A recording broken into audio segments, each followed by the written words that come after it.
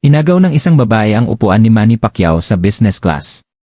Pero bigla siyang nanigas nang marinig niya ang sinabi ni Manny, "Sa akin ang airline na to. Hindi ito ang upuan mo. Ang mga taong katulad mo ay hindi nabibilang sa business class." Ang mga salita ay parang talim na tumatagos sa kalmadong atmosfera ng eroplano. Lumingon ang mga pasahero. Nagulat nang marinig ang ganitong nakakainsultong tono.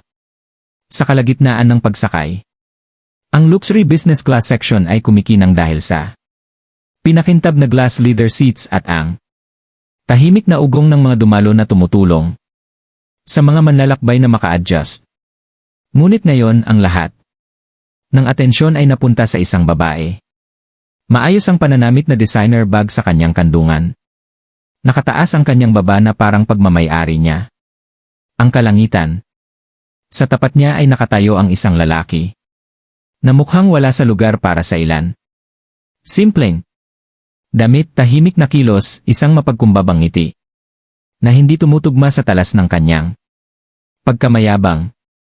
Hindi siya may hawak na tambak ng mga papel o maarte na parang kabilang sa kahit anong makapangyarihang grupo. Marahan lang niyang inilalagay ang kanyang carry-on bag sa overhead compartment nang magsimula ang komprontasyon. Ang lalaking iyon ay si Manny Pacquiao. Ngunit, hindi siya nakilala ng babae. O baka naman wala siyang pakialam. Hinilanan niya papalapit ang kanyang handbag at inangkin ang upuan sa tabi niya. Gamit ang inis na pagkislot ng kanyang kamay, itinuro niya ang boarding pass ni Manny. Malamang peke. Gawin mo ang iyong sarili ng pabor at bumalik sa economy bago pa man dumating ang totoong pasahero. Natigilan ang flight attendant, naipit sa pagitan ng mga patakaran at realidad. Nagsimula ang isang bulong-bulungan sa iba pang mga biyahero. Ang ilan ay nakasimangot, ang ilan ay bumulong. Ang iba ay umiwas lamang ng tingin, ayaw makialam. Si Manny, kalmado gaya ng dati, ay walang sinabi. Ngumiti lamang siya ng magalang. At bahagyang yumuko na parang humihingi ng paumanhin sa pang-istorbo sa kanyang katahimikan. Inikot ng babae ang kanyang mga mata, lalong nagtapang sa bawat segundo. Dapat alisin ng security ang mga taong katulad mo bago pa man magsimula ang pagsakay. Business class ito, hindi charity. At dahil doon, tapos na ang kahihiyan. O iyon ang naisip niya. Ilang hanay ang layo, kinuha ni Sophie ang kanyang telepono at siniko ang kanyang kaibigan. Si Jacob. Nakikita mo ba ito? Nagre-record ako. Kumislap ang pulang ilaw. Kinuha ang bawat segundo ng pang-insulto. Naging tensyonado ang kabin at napuno ng nakakahiyang katahimikan ang hangin. Naghintay ang mga pasahero upang makita kung ano ang gagawin ng tahimik na lalaki. Ngunit, hindi nakipagtalo si Manny Pacquiao. Hindi niya tinaasan ang kanyang boses. Umupo lang siya ng matyaga. Matyaga, kalmado, ang kanyang mga mata ay may kalmang apoy na nagpapahiwatig na hindi pa tapos ang kwento. Saan ka nanonood? Galing? Nakakita ka na ba ng taong hindi patas na tinatrato ng ganito? Sabihin mo sa akin sa mga komento. Ang hangin sa loob ng kabin ay hindi na kalmado. Ito ay mabigat, puno, at nakakahiya. Bawat mata ay lumilingon pabalik-balik sa pagitan ng mayabang na babae at ng lalaking sinusubukan niyang ipahiya. Hindi nagtaas ng boses si Manny Pacquiao, ang world champion boxer, na naging senador. Sa halip, tahimik niyang binuksan ang kanyang boarding pass at ipinakita ito sa flight attendant na nakatayo sa malapit. Ang kanyang tono ay matatag at magalang. Ito ang nakatalagang upuan ko, malumanay niyang sabi. Napatawa ng napakalakas ang babae, kaya't pati ang mga pasahero sa kabilang pasilyo ay natigilan. Ang manipis na papel na iyan, malamang peke. Matagal na akong gumagamit ng airline na ito. Alam ko ang tipo ng mga taong nakaupo rito at hindi ikaw iyon. Napasinghap ang ilang pasahero. Umiling ang iba dahil sa hindi makapaniwala. Bumulong ang isang lalaki sa kabilang pasilyo sa kanyang asawa. Alam mo ba kung sino yan? Si Manny Pacquiao yan. Pero hindi nakikinig ang babae. Sumandal siya sa upuan, pinagkrus ang mga braso, at tinitigan ito na parang reyna na pinoprotektahan ang kanyang trono. Huwag kang mahiya. Bumalik ka na sa coach bago pa man madamay ang seguridad. Nag-alangan ang attendant at kinakabahang sumulyap kay Manny pagkatapos ay sa babae. Malinaw ang patakaran ng airline. Naka-assign ang mga upuan, hindi ninakaw. Pero ang pakikialam sa isang agresibong pasahero ay palaging mahirap. Sandali siyang natigilan, hindi alam ang gagawin. Marahan lamang na tumango si Manny.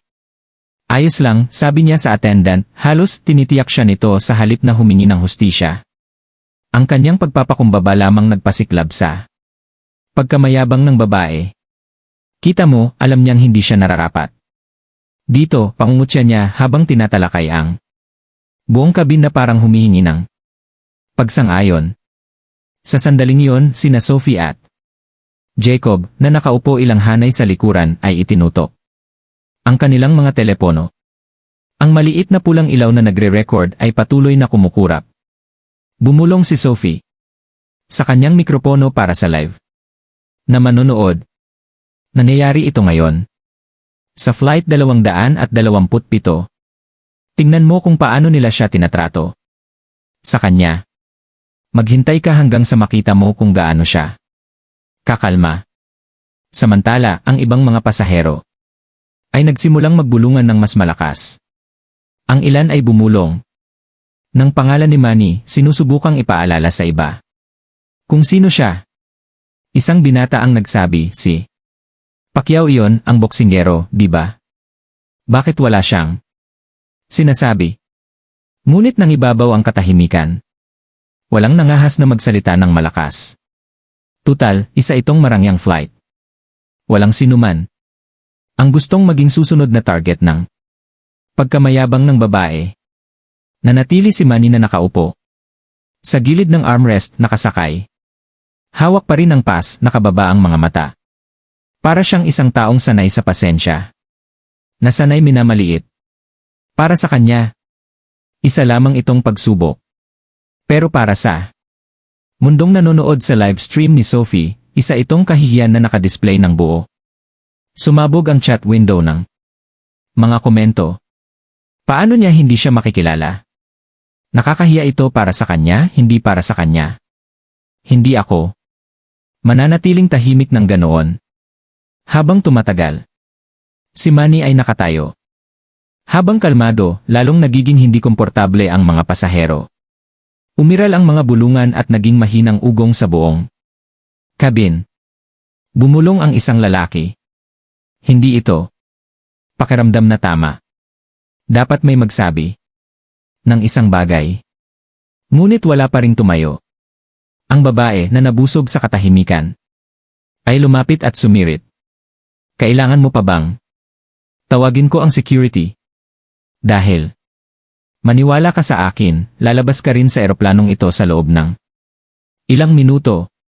Isang alon ng tensyon ang dumaan sa kabin. Hindi mapakali ang mga attendants. Inilapit ni Sophie ang kanyang kamera, kinunan ang mapayapang mukha ni Manny habang nakaupo lang ito. Tahimik, walang pakialam at kakaibang makapangyarihan. Sa kabila ng kahihiyan, hindi pa ito namalayan ng mga pasahero. Ngunit bawat segundo ng mahinahong katahimikang iyon ay bumubuo ng isang bagay na hindi malilimutan ng sinuman sa eroplanong iyon. Hindi pa nga sumasara ang pinto ng eroplano, ngunit parang pressure cooker na ang cabin. Bawat hininga ng mga pasahero ay may dalang tensyon. Ang babae na napalakas ang loob dahil sa katahimikan ni Manny ay mas yumuko sa kanyang upuan habang lumalakas ang boses. Nasabi ko na sa iyo minsan at ulitin ko. Umalis ka sa upuan. Huwag mo akong piliting gumawa ng eksena. Makapalang ironya. Isang eksena ang naganap na, isa na nasaksihan na ngayon ng kalahati ng kabin. Ngunit ang kanyang pagkamayabang ay hindi nasiyahan. Inabot niya ang boarding pass ni Manny at inagaw ito mula sa kamay nito. Napabuntong hininga siya. Tingnan mo ito. Iwinagayway niya ang tiket. Nang dramatiko. Business class, pakiusap. Sigurado.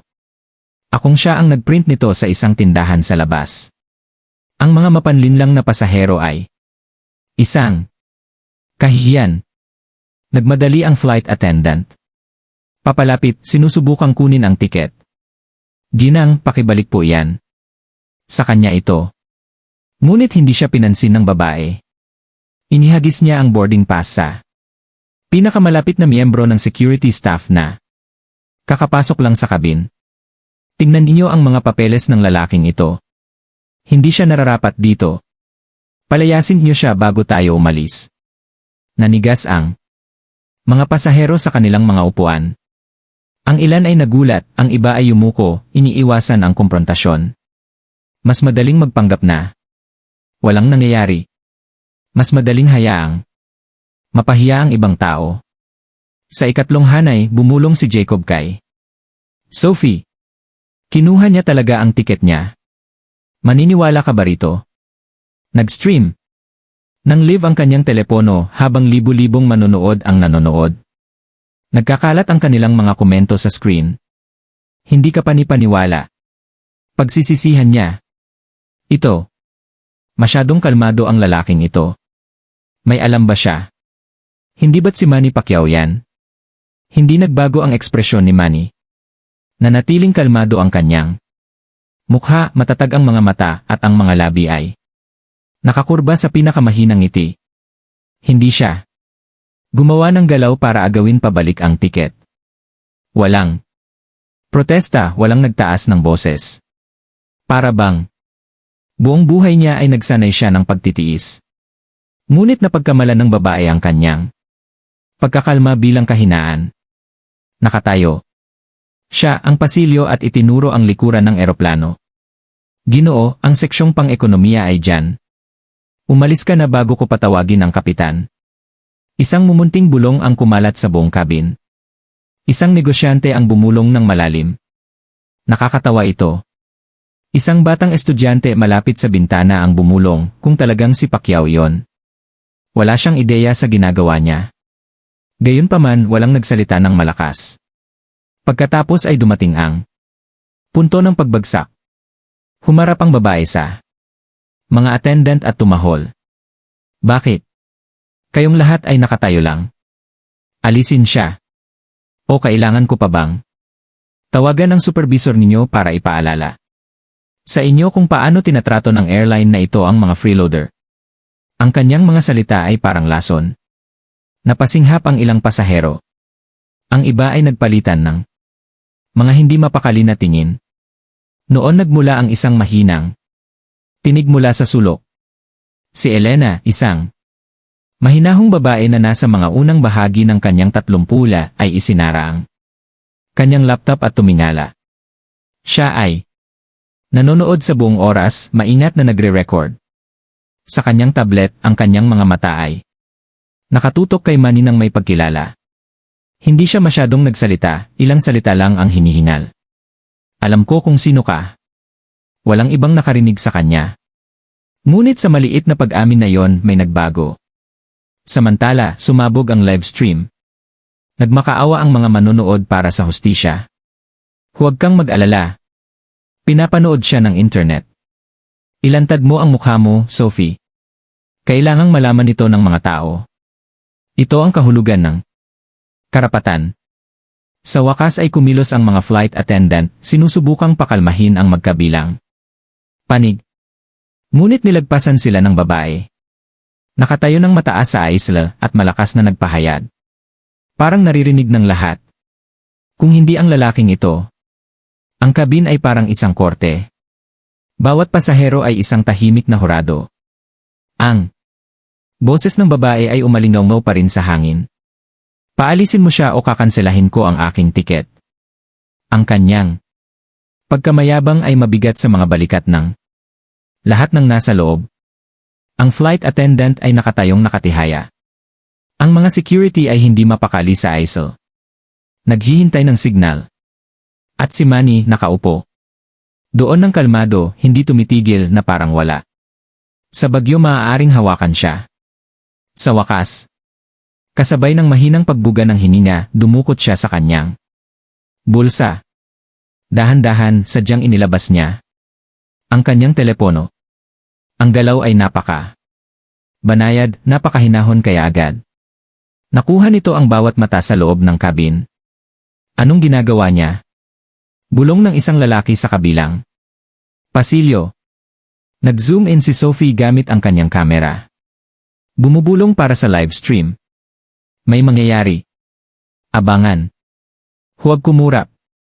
Dramang inikot ng babae ang kanyang mga mata. Naku, maganda. Tinatawagan niya ang kanyang kaibigan sa economy para sumama sa kanya. Kawawa. Ang kanyang tawa ay tumulo sa pagmamaliit, ngunit si Man. Hindi tumatawa si Enay. Pinindot niya ang isang buton sa kanyang telepono at itinapat ito sa kanyang tainga. Mahina at magalang ang kanyang tinig. Kapitan, ako ito. Maaari ka bang lumabas sandali? Natigilan ang mga pasahero. Sumabog ang live stream chat. Teka, kakasabi niya lang ba na kapitan? Hindi pwede. Mayroon siyang numero ng kapitan. Bro, kinikilabutan ako. Maya-maya, bumukas ang pinto ng cockpit. Naunahan niya ang kapitan, matangkad sa kanyang uniforme, ang kanyang presensya ay agad nagmamay-ari. Ngunit ang ikinagulat ng lahat ay hindi ang kanyang itsura, kundi ang kanyang ekspresyon. Nang makita niya si Manny, nagliwanag ang kanyang mga mata. Umiti siya ng mainit, halos kinakabahan at diretso na lumapit. "And Pacquiao," sabi ng kapitan habang inilalahad ang kanyang kamay. Nang may paggalang, "Hindi ka namin inaasahan sa flight na ito." "Maligayang pagdating, Ginoo." Napanganga ang babae. Biglang nabasag ang kanyang tiwala sa sarili. Mabilis siyang kumurap, naghahanap ng mga salita. Ngunit walang lumabas. Ang tono ng kapitan ay magalang, naiiba, ang tipong nakalaan para sa isang lalaking may tunay na katayuan. Napuno ng mga hinal ang loob ng kabin. Ang mga pasahero ay nakaupo nang tuwid, nagbubulungan ng walang gana. Sinabi ba niya na si Pacquiao gaya ng kay Manny Pacquiao? Ang alamat? Nag-aalab ang live stream chat. Oh, tapos na para sa kanya. Ito ang plot twist ng taon. Alam kong kalmado siya dahil may dahilan. Humarap ang kapitan sa flight attendant. Pakitiyak na komportable si Mr. Pacquiao. Ang upuang ito ay kanyang karapat-dapat, nauutal na sabi ng babae. Ang kanyang tinig ay nabasag sa unang pagkakataon. Teka, si Pacquiao at ang boksingero, ang senador? Lumapit siya ng desperado. Naghahanap ng makakapagkumpirma. Isang lalaki sa likod na hanay ang sa wakas ay nagsalita ng malakas. Si Manny Pacquiao ang ipinagmamalaki ng Pilipinas. Ang kanyang mga salita ay dumaloy sa kabin na parang kulog. Nawala ang kayabangan sa mukha ng babae. Namula ang kanyang mga pisngi. Nang lumubog sa katotohanan. Hindi lang niya binastos ang isang pasahero. Binastos niya ang isa sa mga pinakarespetadong atleta at public figure sa mundo. Tiningnan siya ni Manny noon, ang tingin nito ay kalmado. Hindi nakakatakot, ngunit puno ng kahulugan. Hindi niya kailangang lakasan ang kanyang boses. Ang kanyang katahimikan ay mas malakas magsalita kaysa sa kanyang sigaw na magagawa. Nagsimulang magbulungan ng mas malakas ang mga pasahero, sa pagkakataong ito ay pagtatanggol. Kay Manny, bumulong ang isang babae malapit sa bintana, na natili siyang kalmado sa buong oras at tinatrato siya ng babae na parang dumi. Dagdag ng isa pa, akala niya makapangyarihan siya, pero tingnan mo siya ngayon. Bumulong si Sophie sa kanyang live stream. Nanunood kayo ng kasaysayan, mga pare. Ang buong kabin ay bumabaliktad. Ang tensyon ay bumaliktad. Kung dati ay ang babae ang nag-uutos. Sa eksena ng may kayabangan, ngayon ay nakatayo. Na siya ng maliit, lumiliit dahil sa bigat ng kolektibong paghatol. Sa wakas ay nagsalita si Manny, ang kanyang boses ay mababa ngunit matatag. Ang respeto ay hindi tungkol sa kung saan ka upo. Ito ay tungkol sa kung paano mo tratuhin ang iba. Ang mga salitang iyon ay mas malalim na tumatama kaysa sa anumang suntok na ibinato niya. Sa ring, tumango ang mga pasahero. Ang ilan ay pumalakpak pa nga ng mahina. Binuka ng babae ang kanyang bibig upang sumagot, ngunit hindi. Dumating ang mga salita. Napaupo lamang siya sa upuan, ang kanyang postura ay hindi na mayabang kundi basag. Ang kabin ay puno ng mga bulungan, kamera at palakpakan. Sa unang pagkakataon, hayagang ipinagtanggol ng mga tao si Manny, ang kanilang mga boses ay tumataas sa kayabangan na nangibabaw. Ilang minuto ang nakalipas. Gayunpaman, hindi natapos ang kwento dahil ang tunay na kapangyarihan ni Manny, ang tunay na twist, ay naghihintay pa. Naibunyag. Ano sa palagay niyo ang susunod niyang ibubunyag? Hulaan niyo sa mga komento bago kayo panoorin. Ang kabin ay hindi na tensyonado sa katahimikan. Ito ay umugong sa kawalan ng paniniwala. Bumulong ang mga pasahero sa pangalan ni Manny na parang isang sikretong natuklasan lamang. Ito, ang babaeng sumisigaw. Ilang minuto na ang nakalipas ay nakaupo na ngayon ng matigas.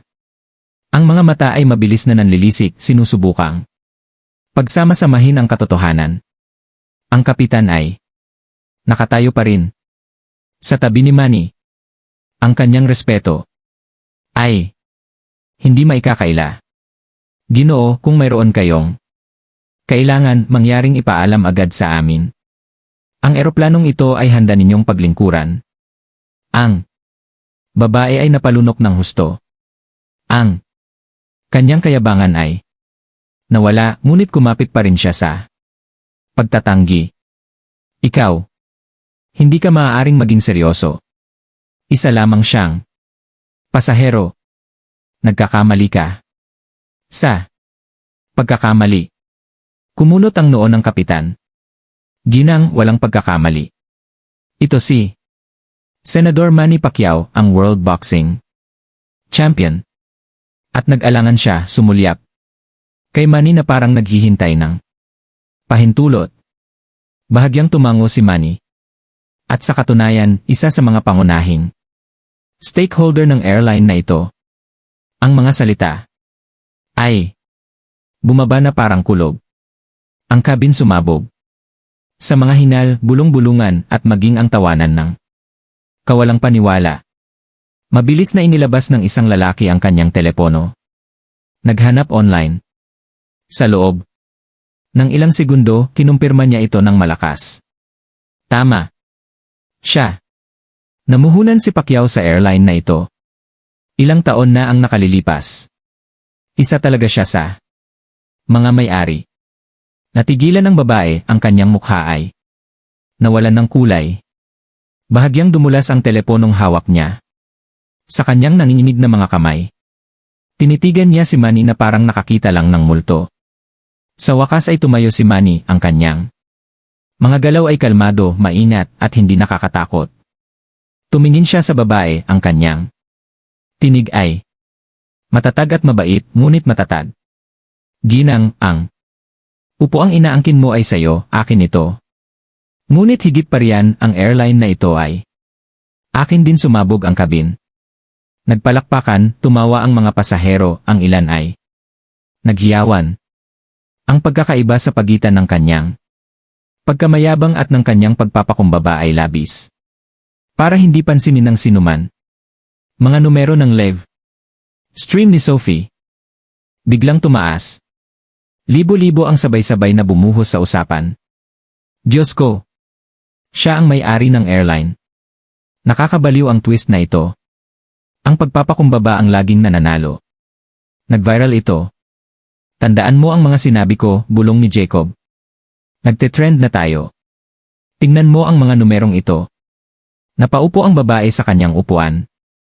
Tinatakpan ang kanyang mukha gamit ang isang kamay, hindi. Nakikita ang mga mata ng sinuman sa paligid niya. Ang mismong pasaherong inakala niyang kahanga-hanga ay tumingin sa kanya ng may awa. O mas malala pa, pandidiri. Isang binatilyong lalaki malapit sa likuran ang nagsalita. Ang boses ay sapat na malakas para madala. Tinatrato mo. Siya na parang basura at siya ang may-ari ng buong airline. Nakakahiya naman yon. Umalinggaw ang tawanan sa buong cabin. Sa unang pagkakataon, ang dinamika ng kapangyarihan ay nagbago ng tuluyan. Ang mga pasaherong nananahimik dati ay naglakas loob na, nagkakaisa sa pagtatanggol kay Manny. Sinubukan ng babae na magsalita, ang kanyang mga salita ay nabasag. Hindi ko alam. Naisip ko lang. Pero lalo lang lumala ang sandali dahil sa kanyang mga dahilan. Dahan-dahang itinaas ni Manny ang isang kamay, pinatahimik ang mga bulungan. Kalmado ang kanyang boses, ngunit bawat salita ay parang suntok. Hindi mo kinailangang malaman ang pangalan ko para maipakita ang respeto. Karapat-dapat. Ito sa bawat pasahero rito, pagmamay-ari man nila ang airline o hindi. Muling sumiklab ang mga tao, sa pagkakataong ito ay may palakpakan. Ang ilang mga pasahero ay nakatayo pa. Napumapalakpak at naghihiyawan. Napuno ng tunog. Ang kabin na parang kulog, hinahampas ang babae na ngayon ay mukhang mas maliit kaysa dati. Nakunan ng live stream ni Sophie. Ang lahat. Ang mga hiyawan, ang mga palakpakan. Ang mga ekspresyon ng pagkagulat. Sa loob ng ilang minuto, kumakalat na online ang mga clip. Ang mga screenshot ng kayabangan ng babae. Sa tabi ng pagpapakumbaba ni Manny ay naging viral sa real time. Ang babae ay nakaupong nakatigil. Napapahiya. Ang kanyang designer bag sa kanyang kandungan ay tila walang silbi ngayon, isang mahinang panangga. Laban sa katotohanan na ininsulto niya. Ang mismong lalaking maaaring bumili ng lahat ng upuan sa eroplano na yon kung gugustuhin niya. Sumabay ang mga pasahero kay Manny, ang kanilang mga boses ay mainit at sumusuporta. Ang ilan ay sumigaw ng respeto. Ang iba ay sumigaw, Lynn. Isang lalaki ang nagsabi lamang, kaya nga siya ay isang kampiyon, hindi lamang sa ring. Ang kabin na dating nahahati ng kayabangan ngayon ay nagkakaisa sa paghanga. Ang paghahari ng babae sa kapangyarihan ay natapos na. Dinurog hindi ng pagsigawan o puwersa, kundi ng isang mahinahong katotohanan. Gayunpaman, ito lamang ang simula. Ang viral na video ay malapit ng kalat lampas sa kabin. At kapag nangyari ito, ang hustisya ay aabot ng higit pa sa paglipad na ito. Ang palakpakan sa loob ng kabin ay dahan-dahang tumigil, ngunit ang enerhiya ay hindi kumupas. Ang mga pasahero ngayon ay umuugong sa paghanga kay Manny, ang kanilang mga telepono ay nakataas, nire-record ang bawat segundo. Samantala, ang babae ay nakaupo nang nakatigil sa kanyang upo, hindi maitago ang kanyang kahihiyan. Sinimulan niya ang paglipad na ito na parang isang reyna. May kumpiyansa at malakas. Ngayon ay mukhang isang kriminal na nililitis na papaligiran ng mga mata ng mga estranghero na lahat ay tumalikod sa kanya. Ang kapitan na nakatayo pa rin sa tabi ni Manny ay matatag na nakipag-usap sa mga attendant. Isama mo palabas ang pasaherong ito. Ang business class ay nakalaan para sa mga gumagalang sa iba, hindi sa mga humahamak sa kanila. Napasinghap ang babae. Ano? Hindi mo magagawa ito sa akin. Isa akong tapat na customer. Libo-libo na ang nagastos ko sa airline na ito. Pinutol ang kanyang mga salita ng isa pang pasahero, isang lalaking nasa katanghaliang gulang na nakasuit. Tumayo siya at nagtaas ng boses. At, sumama na rin ako sa'yo. Nakakita na ako ng mga aroganteng pasahero na tulad mo na tinatrato ang mga staff. Na parang basura at walang umimik. Ngayon, sa wakas ay nakuha mo na ang nararapat sa'yo. Sumabog ang kabin sa mga bulungan ng pagsang-ayon. Sumabay ang isa pang babae. Noong nakaraang buwan ay nagulat ako ng bastos na pag-ugali sa iisang airline at walang nangyari. Siguro ngayon ay magbabago na ang mga bagay-bagay. Bigla, hindi na lang si Manny ang laban. Sa aroganteng babae.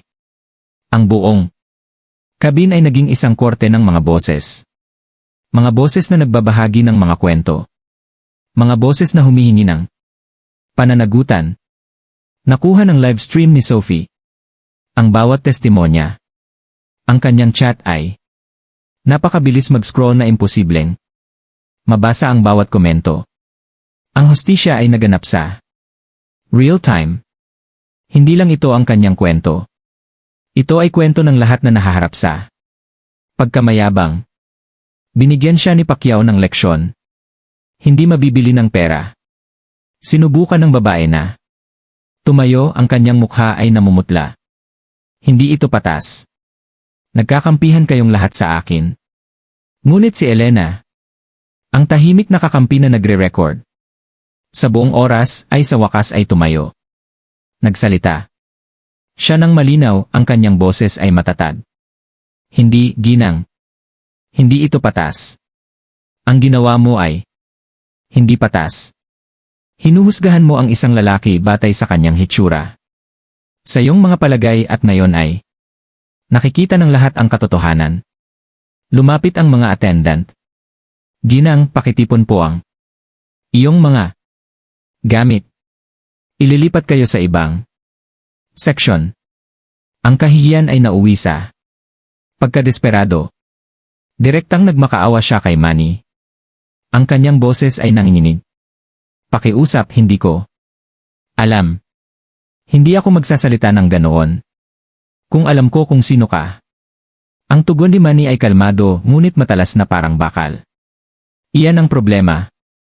Ang respeto ay hindi dapat nakadepende sa kung sino ang isang tao.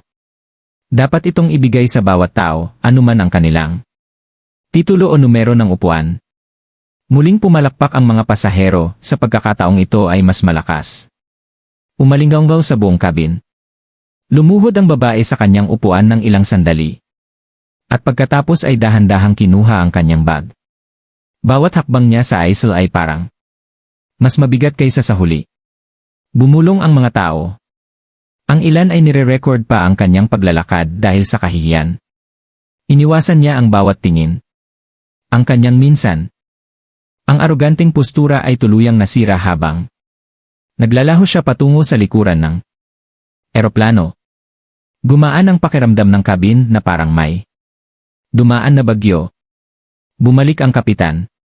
Kay Manny nang may magalang na pagyuko.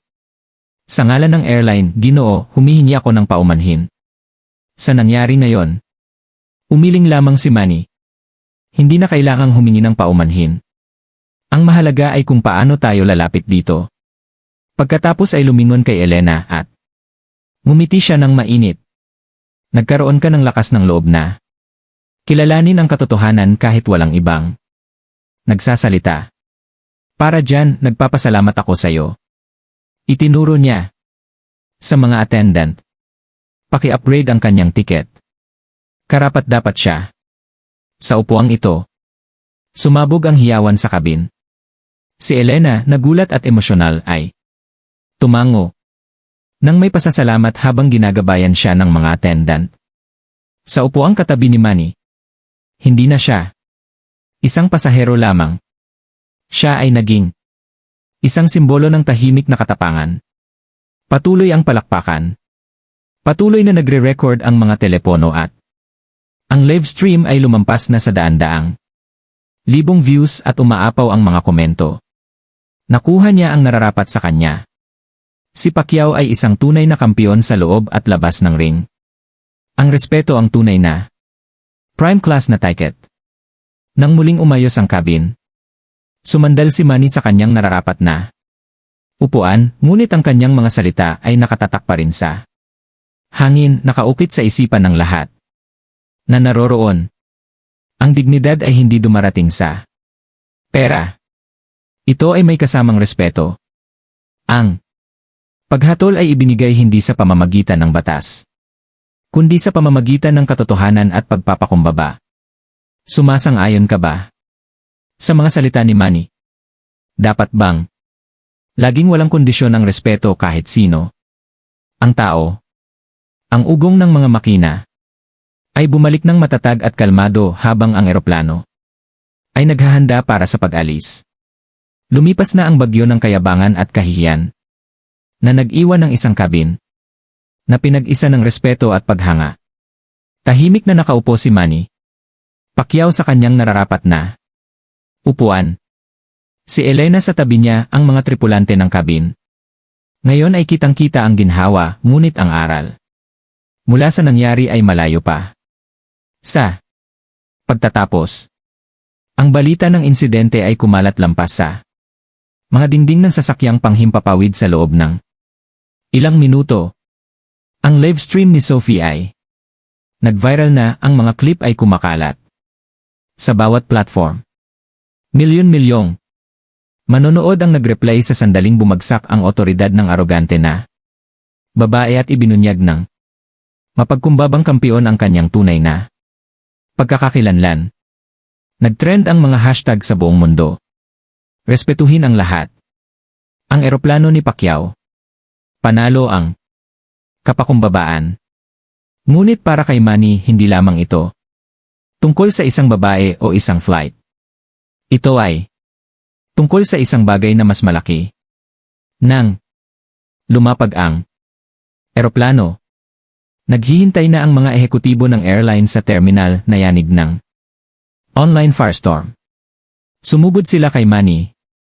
Humingi ng tawad ng husto. Ginoo, hindi ito katanggap-tanggap. Magsasagawa kami ng agarang aksyon laban sa mga kawani dahil sa pagpapahintulot. Sa sitwasyong ito na lumala, kalmadong umiling si Manny. Hindi ang mga kawani ang kaaway. Nag-alangan sila dahil natatakot sila sa tunggalian. Ang tunay na problema ay mas malalim. Ito ang kultura ng karapatan. Iyan ang kailangang baguhin. Ang kanyang salita ay mas tumama sa mga ehekutibo kaysa sa anumang kaso.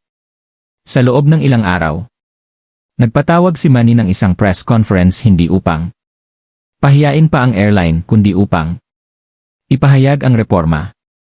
Kumislap ang mga kamera habang nakatayo siya sa likod ng plataporma, kasama si Elena sa kanyang tabi. Ang insidenteng ito ay hindi tungkol sa akin. Panimula niya. Tungkol ito sa respeto. Madalas nating hinuhusgahan ang mga tao batay sa kanilang mga damit, kanilang accent o kulay ng kanilang balat.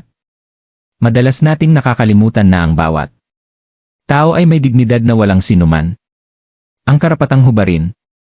Natahimik ang karamihan ng mga reporter, nakikinig sa kanyang bawat salita. Kaya naman simula ngayon, ang aming airline ay magpapatupad ng mandatory training para sa lahat ng staff, hindi lamang sa customer service, kundi sa empatya, pagkakapantay-pantay at dignidad ng tao. Magtatatag kami ng isang independent audit system upang ang mga kwento na tulad nito ay marinig at maaksyonan.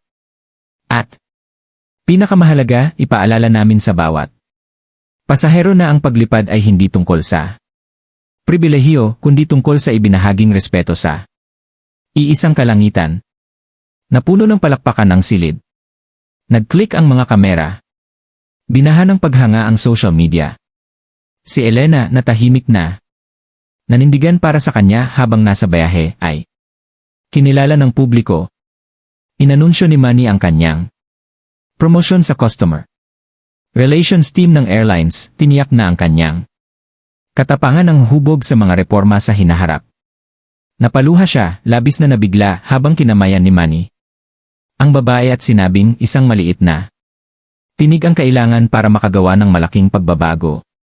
Samantala, Ang babaeng nagdulot ng kaguluhan ay nawala sa spotlight. Napahiya dahil sa kanyang sariling kayabangan. Paulit-ulit na ipinalabas sa mga viral clip ang kanyang mga pinamagatang salita. Na inihahambing ang mga ito sa mahinahong katahimikan at makapangyarihang pagbubunyag ni Manny.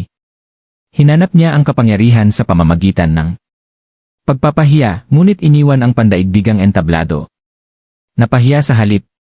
Pagkalipas ng ilang linggo, ang mga pagbabagong ipinangako ni Manny ay nagsimulang mabuo. Sumailalim ang mga kawani sa mga sesyon ng pagsasanay na nakatuon sa pagkakapantay-pantay. Ang mga pasahero ay sinuri tungkol sa dignidad at paggalang, hindi lamang sa espasyo para sa mga binti at pagkain. At tahimik nang walang gaanong pagtatanghal. Ang airline ay nagpatibay ng isang bagong motto sa mga boarding pass nito. Ang paggalang ay para sa bawat pasahero. Malinaw ang moralidad at lumaganap ito ng higit pa sa industriya ng abyasyon. Ginagamit ng mga paaralan ang viral clip bilang isang kagamitan sa pagtuturo. Sinipi ng mga motivational speaker ang linya ni Manny, ang respeto ay hindi dapat nakadepende sa kung sino ang isang tao. Ito ay para sa lahat. At sa social media, ibinahagi ng mga tao ang kanilang sariling mga kwento ng naibalik ang sigla. Inspirasyon ang nangyari sa paglipad na yon. Para kay Manny, hindi ito tungkol sa pagpapatunay ng kanyang kayamanan o kapangyarihan. Ito ay tungkol sa pagpapaalala sa mundo ng isang bagay na simple, isang bagay na madalas na nakakalimutan. Ang tunay na kadakilaan ay hindi nagmumula sa kung ano ang pagmamay-ari mo, kundi sa kung paano mo tinatrato ang iba. Ang huling kuha ng viral video ay nakunan siya habang tahimik na nakangiti sa kanyang upuan, marahang kumakaway sa mga pasahero sa paligid, na parang walang nangyaring kakaiba. Gayunpaman, sa pagpapakumbabang iyon, lahat ng kakaiba ay tahimik siyang umiti at nagsabi ng isang linya lang. Ang respeto, hindi binibili, ibinibigay sa lahat.